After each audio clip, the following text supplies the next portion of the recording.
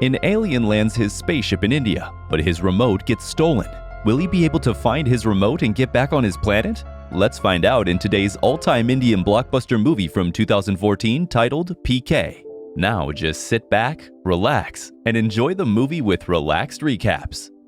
The movie begins with a spaceship landing in Rajasthan, India. A human-looking alien comes out of the spaceship naked. He just has the spaceship's remote on his body, and he uses it to hide the spaceship in the clouds. Then he sees a railroad track and a human walking along with it. The alien gets excited to see another life form and goes near him to interact, but the man looks at the alien's remote and thinks it's something precious, so he snatches it and starts to run away. The alien realizes what just happened and runs after the human to get his remote back, but the human gets onto a train and throws sand towards the alien to blind him. With that, the alien is left with just a radio, which he managed to snatch away from the human. Now, a concurrent story begins in Belgium, where an Indian girl, Jagu, is excitedly going to attend a poetry show of a Bollywood superstar. She's late to reach the venue, and all the tickets are sold out, but she overhears a guy selling one ticket in the back. She goes to buy the ticket from him, but some random guy, Sarfraz from Pakistan, also wants to buy the ticket. They argue for a while and conclude that Jagu will watch the first half, and Sarfraz will enjoy the rest of the show.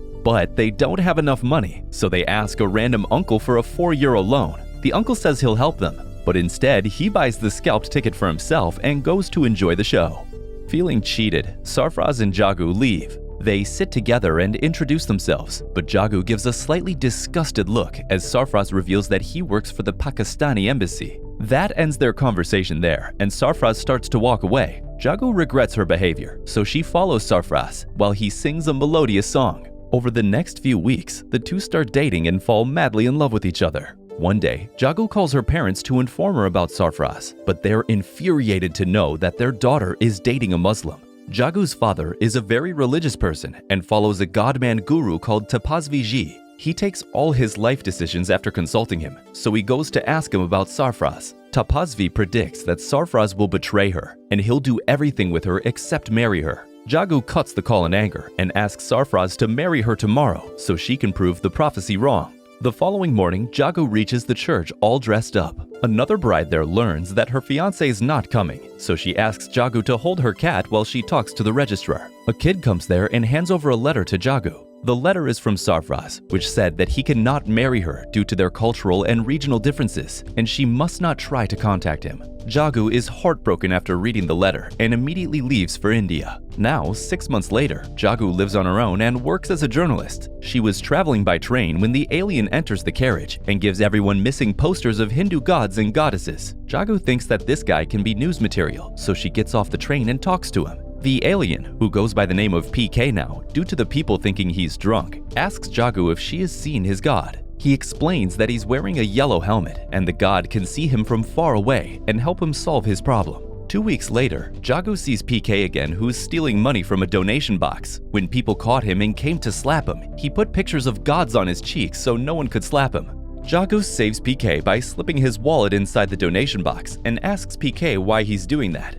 PK says he was getting his refund because God didn't help him. Now Jagu has no money for a taxi, so PK gives her some money and says he feels bad when someone's not able to go home. She asks where he lives and PK says the police station. PK says he'll give a demo and urinates on a wall, so the police arrest him and take him to the police station. Then Jagu also goes inside the police station to talk to PK. PK reveals that he's an astronaut who came to Earth to research, but his remote control got stolen. She asks how he can speak Hindi, and he says he learned it from a woman in 6 hours. Then PK explains everything from the beginning, like how he learned to wear clothes and realized that currency notes can get him things. One time, he got hit by a guy called Bhairao Singh, who thought that PK had lost his memory due to the accident, so Bhairao decided to help PK by getting his memory back. PK was touching random women to learn their language, so Bhairao took him to a prostitute, and that's how he transferred a prostitute's language into himself. Then PK asked Bhairao to help him find the thief who stole his remote. Bhairao suggested that the thief probably sold his chain in Delhi, so PK came to Delhi to find it. He tried to search for his remote in Delhi, but everyone said only God knows where it is, so he realized that people on Earth have found their creator known as God, and everyone turns to him for help. He tried worshipping different gods in religions like Hindu, Christianity, and Islam, but nothing worked. After getting beaten by different people, he realized that different religions had different gods and everyone follows only a certain religion. So, PK went to a maternity ward to search for a birthmark on kids that determined their religion, but found nothing. He badly wanted to find his religion, so he decided to try all the religions. He worshipped all the gods and followed all the religious practices. He went to extreme lengths to impress his god and suffered from all the cruel activities, but nothing worked.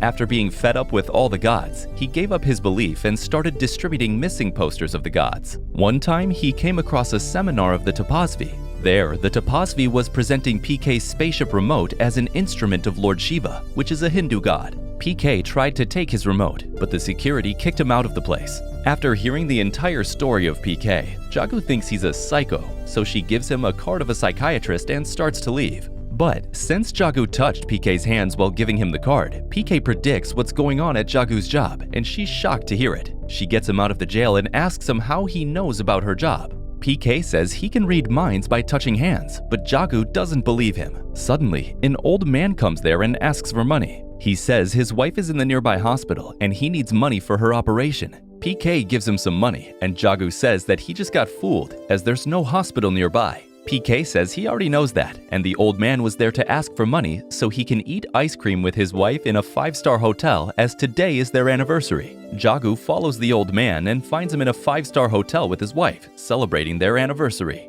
Now convinced by PK's power, she goes to meet him. She promises him that she'll help him find his remote no matter what.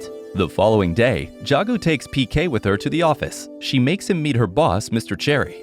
PK convinces Cherry to let him have a chat with the Tapasvi on live television. Jagu plans that PK's understanding of the world is so simple that he would be able to convince the Tapasvi against the existence of God. Later, PK brings 5 men with different clothing into one of Tapasvi's seminars. He asks the Tapasvi to predict the religion of these 5 men. Tapasvi guesses the religion of the men, but it turns out all the predictions were wrong. PK explains that religion is highly determined by clothing and fashion. As he changed the clothing of these 5 men, Tapasvi was not able to predict anyone's religion.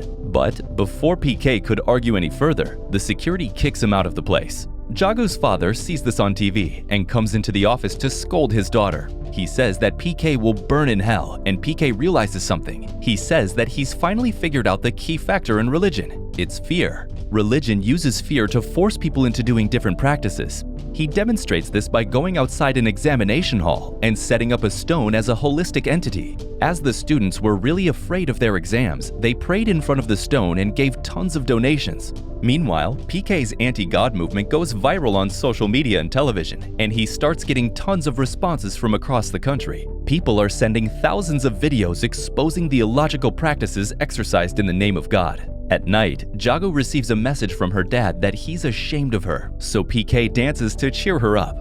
On the other hand, Tapasvi learns from his men that they've not been getting any support and donations recently, so Tapasvi decides to face PK in a debate. Cherry and his team get busy with the preparations and release of the promos. Meanwhile, in Rajasthan, Bhairao catches the real thief and calls PK to inform him about it. The thief sold the remote to Tapasvi for 40,000 rupees, and he'll be coming to Delhi tomorrow. The next day, PK is waiting for Bhairao at the police station. But due to a terrorist attack, Bhairao and the thief died in a bomb blast. PK is disheartened to find his friend dead.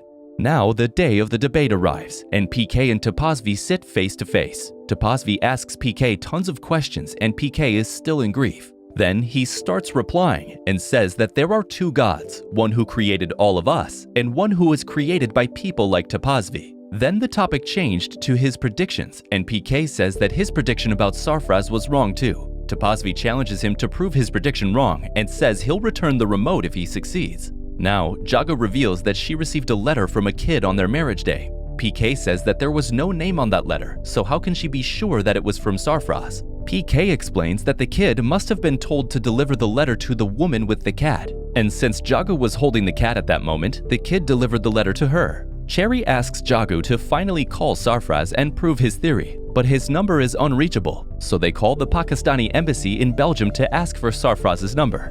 The woman in the embassy reveals that Sarfraz calls them every day, asking if there's any call from Jagu in Delhi. They connect the call to Sarfraz, and Jagu asks him about that day. Sarfraz reveals that he came to church that day, but Jagu had already left, and he found her note which said, "Don't contact me." With that, the Topazvi was publicly proven wrong. He moves towards the remote, but Jagu's father stops him and gives it to PK. He thanks PK, and the scene ends there. At the end of the movie, Jagu finds a note from PK that says, "I love you." Then PK calls his spaceship and leaves without looking back. That was it for today, guys. We hope you enjoyed the video. Subscribe to Relaxed Recaps for more content like this. Feel free to hit the like button to help us out and leave a comment with your favorite movies. Until next time.